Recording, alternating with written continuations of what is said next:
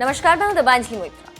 कोविड-19 को लेकर पूरी दुनिया में हाहाकार मचा है और इसके लिए दुनिया चीन को दोषी मान रही है, लेकिन चीन अपनी अकड़ में।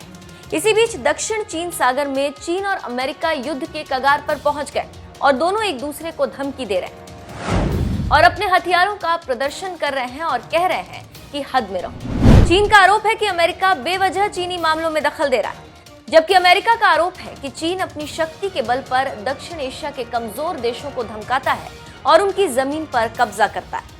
इसी बीच चीन ने एक मिसाइल का परीक्षण किया और अमेरिका को चेताया। उसी के बाद दुनिया की सबसे शक्तिशाली परमाणु वॉरहेड ले जाने वाली मिसाइल का परीक्षण किया।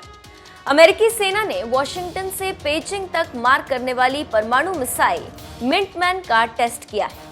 इस मिसाइल से अमेरिका जब चाहे तब चीन के किसी भी हिस्से को नक्शे से मिटा सकता है। जानकारों की माने तो मिंटमैन मिसाइल की गिनती अमेरिका के उन चुनिंदा हथियारों में होती है जो युद्ध का पासा कभी भी पलट सकते हैं।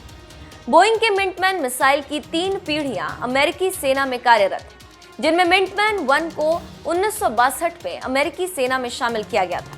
इसके दूसरे वर्जन को 1965 जबकि तीसरे वर्जन को 1970 में कमीशन किया गया।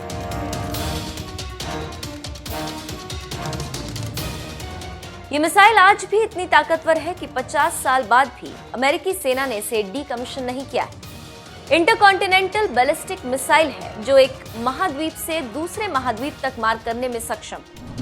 स्टेट ऑफ आर्ट हथियार होने के कारण इस मिसाइल को अमेरिका ने दूसरे किसी भी देश को नहीं बेचा।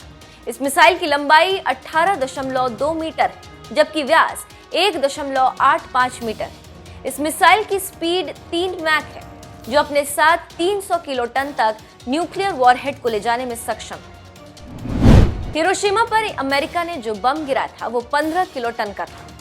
इससे आप अंदाजा लगा सकते हैं कि मिसाइल कितनी तबाही मचा सकता है। जानकारों की माने तो अगर इसके न्यूक्लियर वॉरहेड को हल्का कर दे तो ये मिसाइल 13,000 किलोमीटर तक मार कर सकती है।